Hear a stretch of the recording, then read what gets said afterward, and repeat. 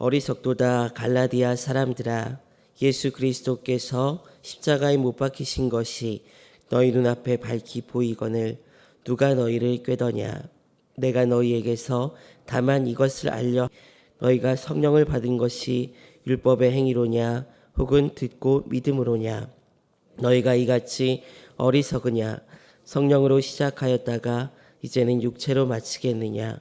너희가 이같이 많은 괴로움을 헛되이 받았느냐. 과연 헛되냐.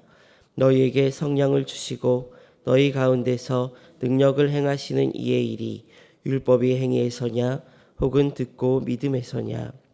아브라함이 하나님을 믿음에 그것을 그에게 의로 정하셨다 함과 같으니라. 그런즉 믿음으로 말미암은 자들은 아브라함의 자손인 줄 알지어다. 또 하나님이 이방을 믿음으로 말미암아 의로 정하실 것을 성경이 미리 알고 먼저 아브라함에게 복음을 전하되 모든 이방인이 너로 말미암아 복을 받으리라 하였느니라. 그러므로 믿음으로 말미암은 자는 믿음이 있는 아브라함과 함께 복을 받느니라. 무릇 율법의 행위에 속한 자들은 저주 아래 있나니 기록된 바 누구든지 율법책에 기록된 대로 모든 일을 항상 행하지 아니하는 자는 저주 아래 있는 자라 하였습니다. 또 하나님 앞에서 아무도 율법으로 말미암아 의롭게 되지 못할 것이 분명하니 이는 믿음으로 살리라 하였습니다.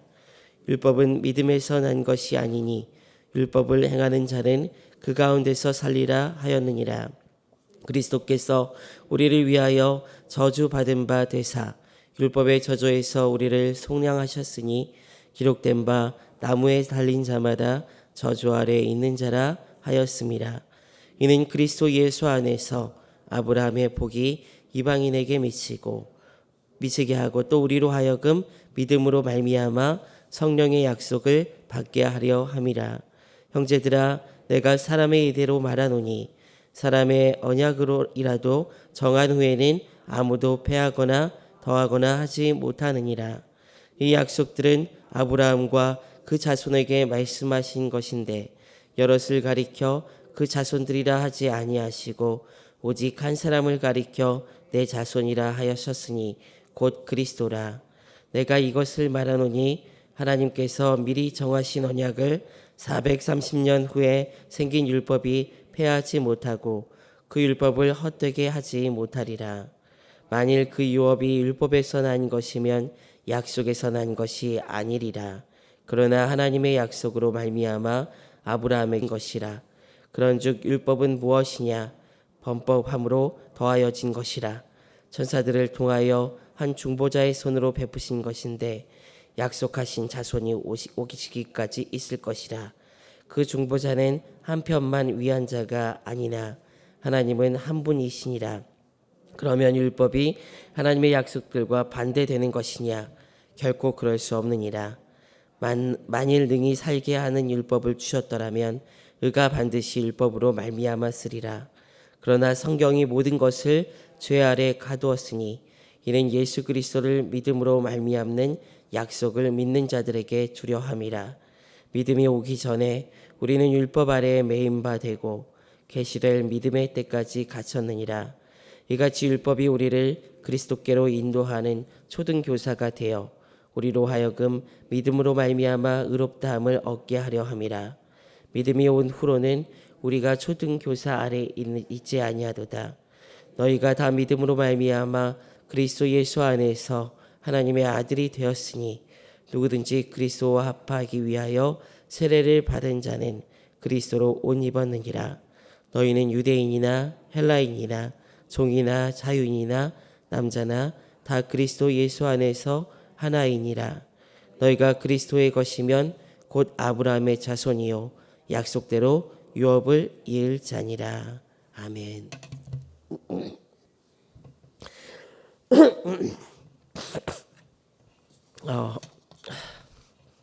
몇 년 전부터 웰빙이라는 단어가 굉장히 유행했습니다. 지금도 웰빙이라는 이야기를 많이 하죠. 근데 웰빙이라는 단어가 나오면서 또 나오는 단어가 얼마 안 있어 나온 단어가 웰다잉이라는 말이 또 나왔습니다. 잘 죽어야 된다고요. 그래가지고 보통 이제 죽음에 대해서 이야기하시는 분들은 신방 가면서 보게 되면은 나이가 드신 어르신들이세요. 그래서 잘 죽었으면 좋겠다. 안 아프고 그냥 지도새도 모르게 그냥 하나님 앞에 이렇게 가는 어떤 그런 자다가 가는 그런 것들에 대해서 얘기하시는 우리 어르신들의 바람을 듣곤 합니다. 우리 육체도 잘 죽고 잘 살고 잘 죽는 것에 대해서 우리가 많은 관심을 가지고 있듯이 신앙생활 할 때도 우리는 신앙생활을 잘 시작했으니까 잘 있어야 되겠죠. 끝까지 그 과정까지 잘 살아내고 마무리까지 잘 할 수 있어야 할 것입니다.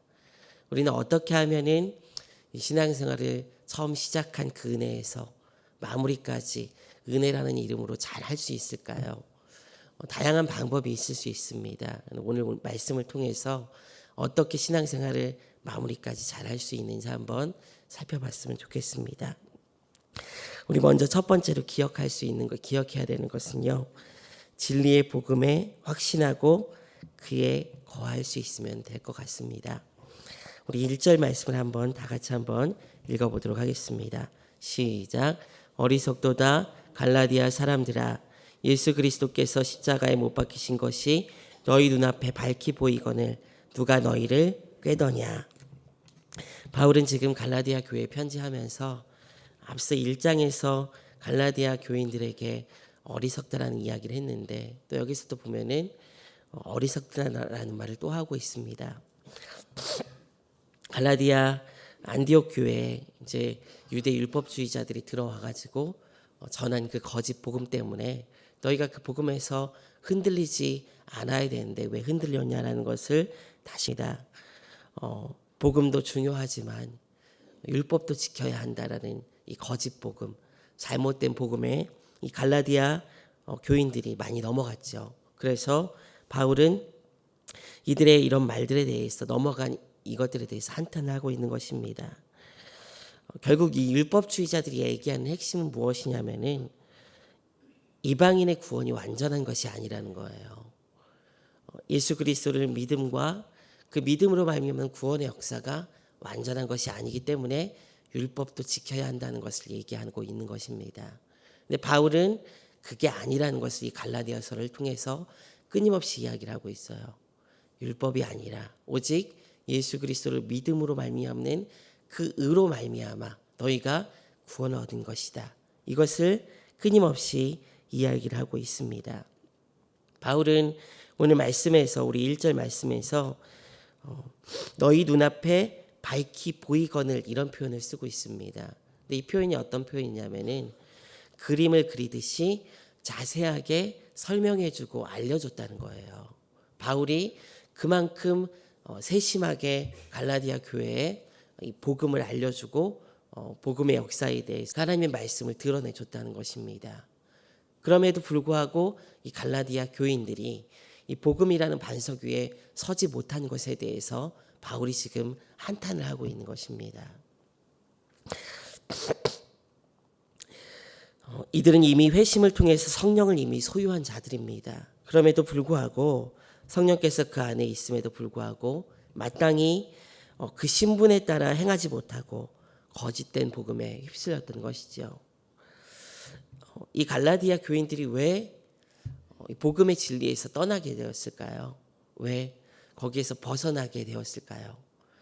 그 이유는 다른 데 있는 게 아니에요. 복음으로 말미암아 우리가 구원을 얻었음에도 불구하고 복음을 깊이 상고하지 못하기 때문입니다. 그래서 여기서 벗어나게 된 거예요. 사도 바울이 선교 여행을 하면서 베레아 지역에 갔을 때 베레아 사람들에 대해서 이들은 깊이 상고했다라고 얘기하고 있습니다. 그래서 그 안에 하나님의 말씀에 흥황하는 역사가 나타났다라고 얘기하고 있습니다. 교회에 일어나는 혹은 그리스도인들에게 일어나는 대부분의 시험거리 말고 문제들은 신앙의 생활의 문제들은 어디서 발생하냐면은 말씀을 모르는 데서 발생하는 건 아니에요. 성경 말씀을 모르는 데서 발생하는 건 아닙니다. 제가 뭐 새신자 교육도 하고 또 여기서 이렇게 여러분들하고 이렇게 얘기를 해보게 되면은 신앙생활을 다 대부분 많이 오래 하셨어요. 우리 교회 성도님들은요. 그래서 말씀을 얘기하면은 말씀 잘 아세요. 내용들은 말씀을 잘 아세요. 그런데 말씀을 아는 게 전부가 아닙니다. 중요한 건 무엇이냐면은 말씀을 깊이 알아야 돼요. 깊이. 복음을 깊이 아셔야 됩니다. 교회에서 많은 문제들이 일어납니다. 많은 문제들이 일어나요. 근데 그 문제의 가장 근본적인 그 이유는 무엇이냐면은 복음을 알지 못하는 데 있어요. 복음을. 진짜 하나님의 복음을 내용으로 아는 게 아니라 그 내용을 묵상하고 지금 그 복음의 기반 위에 서 있지 않을 때 문제가 생기게 됩니다. 복음이라는 것이 무엇이냐면은 예수 그리스도께서 나를 위해서 죽으셨다는 거예요. 내가 죄인 되어 내 죄를 위해서 내가 해결할 수 없는 그 문제를 해결하셔서 내가 사망에서 생명으로 옮겨졌다는 것. 거기에는 나의 공로도 나의 의지도 나의 공로도 나의 뜻도 들어가지 않았다는 거예요. 하나님께서 부르시고 하나님께서 믿음을 주시고 그 믿음으로 말미암아 하나님께서 구원하셨다. 아무 공로도 들어가지 않아요. 왜 문제가 생기게 됩니까? 교회에서 다 대부분 내가 살기 때문이에요. 내가 살아있기 때문입니다. 근데 복음에서는 복음이라는 그 기반 위에서는 내가 살아있을 여지가 없는 거예요. 복음이라는 기반 위에 바로 서 있는데 이단이 들어올 틈이 있을까요? 이것도 없습니다. 사랑하는 성도 여러분, 처음 시작을 잘 하셨던 것 같이 마무리를 잘 하기 위해서 여러분 복음이라는 예수 그리스도의 십자가와 그 죽음 그리고 부활이라는 그 복음의 기반 위에 잘 서 있는 여러분 되시길 원합니다. 그냥 내용으로 안 돼서 그치는 것이 아니라 그것이 무엇인지 늘 생각해 보길 원합니다. 저도 그래요. 저도 목사라고는 하지만은 저도 어렸을 때부터 신앙생활 말씀 모르지 않습니다. 그런데 제 안에 자꾸 저를 넘어뜨리게 하는 그런 마음의 어떤 심리적인 동요들이 있을 때가 있고 또 외부적인 어떤 그런 문제들이 있을 때가 있습니다. 저를 무너뜨리게 하고 넘어뜨리려고 하는. 그럴 때 제가 늘 기억하는 게 무엇이냐면은 주님 저를 구원하신 그 은혜를 날마다 깨닫게 하시고 알게 해달라고 전 날마다 기도해요. 그렇게 해요. 여러분들도 이제 신앙생활 잘 하셔서 오래 하셔서 알겠지만은 사역자들이 얼마나 중요한 자리인지 여러분 아십니다. 그래서 그 자리에 있으려고 저도 날마다 부단히 애쓰고 있다는 것이죠. 여러분들도 마찬가지입니다. 여러분들이 살아가는 그 삶의 자리에서 복음이라는 그 진리의 복음에 대해서 그냥 머리로 안 돼서 그치는 것이 아니라 날마다 묵상하시고 그 위에 서 있는 여러분들이 되시기를 주님 이름으로 부탁드리겠습니다. 두 번째 우리가 기억해야 되는 것이 무엇이냐면은 성령에 따른 은혜의 경험들을 잊지 말아야 합니다. 우리 2절 말씀 한번 읽어보도록 하겠습니다. 내가 너희에게 다만 이것을 알려 하노니 너희가 성령을 받은 것이 이로냐 혹은 듣고 믿음으로냐. 바울은 지금 이 갈라디아서를 보게 되면은 바울이 굉장히 앞에서부터 차근차근 써내려갑니다. 그래서 앞서 2장에서는 이제 베드로의 어떤 외식 사건을 토대로 율법의 무용론에 대해서 얘기하고 너희가 믿음으로 구원받았다라는 것에 대해서 이야기를 합니다. 그것들에 대해서 이야기한 다음에 이제 3장으로 넘어가면서 무슨 이야기를 하냐면은 왜 너희가 은혜로 구원받아서 그렇게 살아야 되는지 이제 호소를 하는 거예요. 첫 번째로 이야기하는 것이 오늘 우리가 말씀 가운데 살펴보는 이 내용입니다. 그러면서 우리가 성령을 받았다는 걸 첫 번째로 이야기해요. 그리고 두 번째 단락으로 넘어가면 이제 너희가 중요하게 여기는 아브라함이 과연 우리의 조상인가에 대해서 유대인의 조상인지 믿는 그리스도인들의 조상인지에 대한 얘기를 합니다. 그럼 뒤에 이어서 또 어떤 얘기를 하냐면은 율법은 거짓 것이냐 가짜냐 이런 얘기를 하면서 율법의 역할이 무엇인지에 대한 이야기를 하면서 3장을 마무리 짓거든요. 근데 오늘 우리가 살펴볼 이 부분에서 지금 이야기하고 있는 것이 무엇이에요? 성령에 대해서 얘기하고 있는 거예요.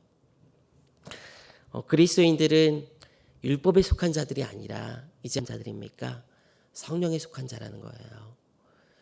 율법이 과거 죄 때문에 하나님께서 주어진 것인데 그 율법을 통해서 만약에 구원을 얻을 수 있다면 하나님께서 그 율법만 주셨을 것이다라고 얘기합니다. 그런데 그 율법은 거기까지 역할이 아니라 어디까지 역할이냐면은 초등교사까지 역할을 한다는 거예요. 초등교사. 그래서 사람들을 죄인들을 하나님 앞에 인도하는 데까지 역할을 한다는 거예요. 여러분들이 죄책감을 느낄 때가 언제예요? 죄책감을 느낄 때 말씀에 따라 자기가 살지 못할 때잖아요.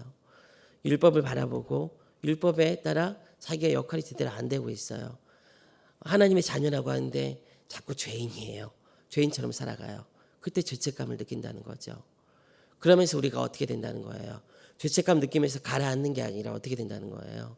하나님께 나가게 된다는 것을 얘기합니다.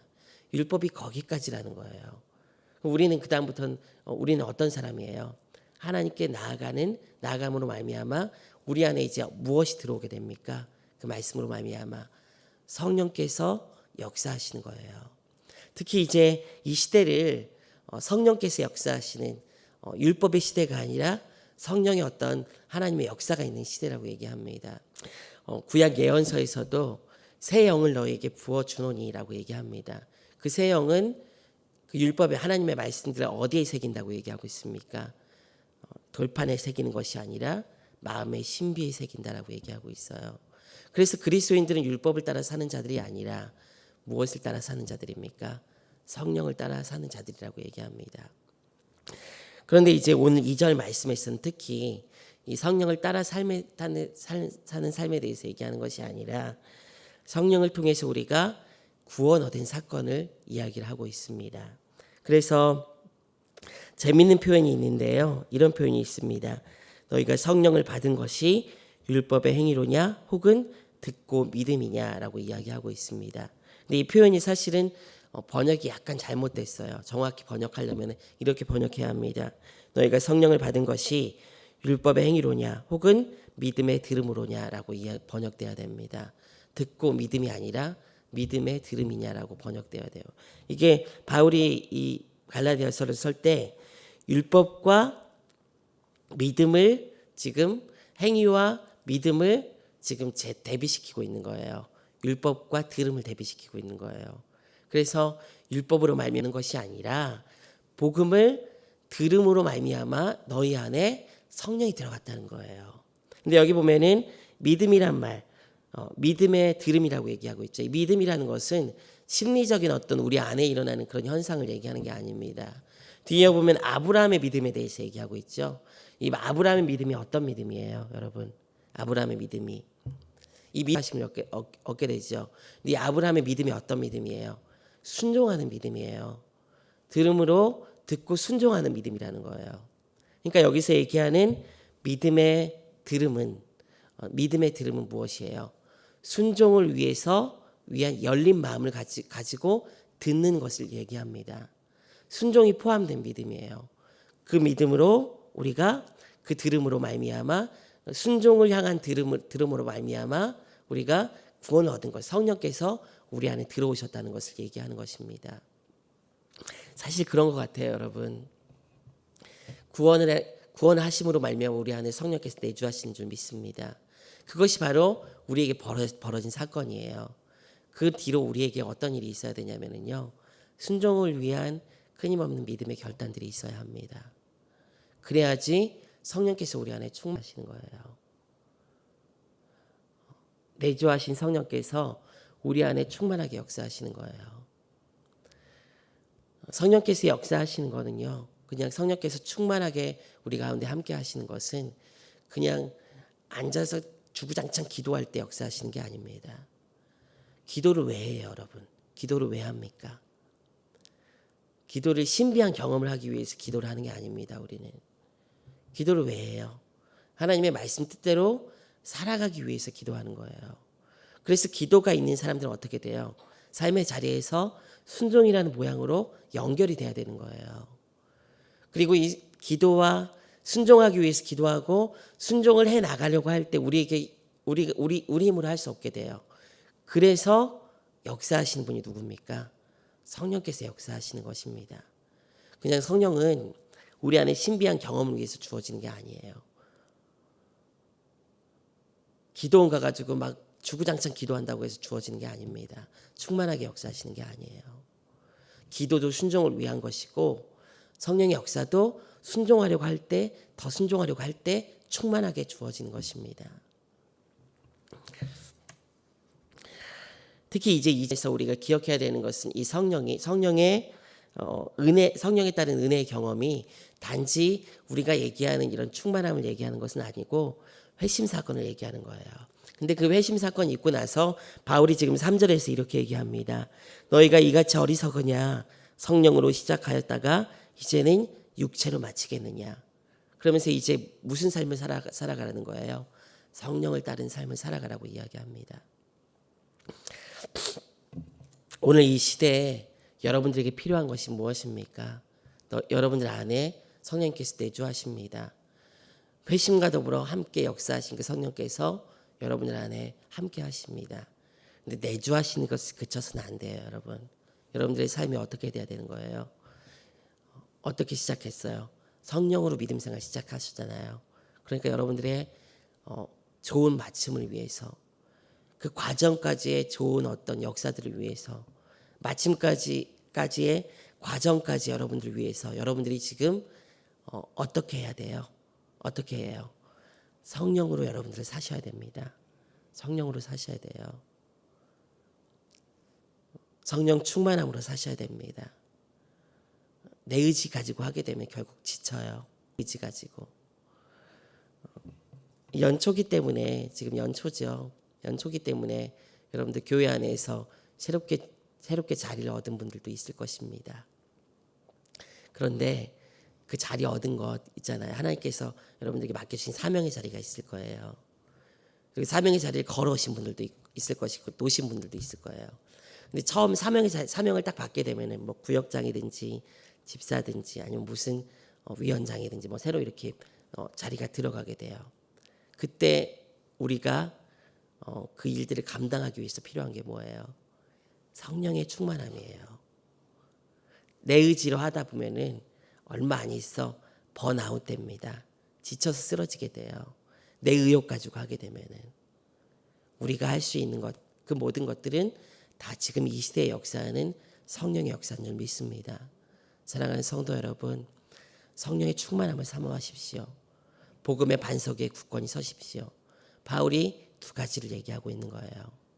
믿음의 반석 위에 서서 흔들리지 말아라. 믿음의 반석 위에 서서 구원의 은총을 날마다 묵상하고 깊이 있게 알아라.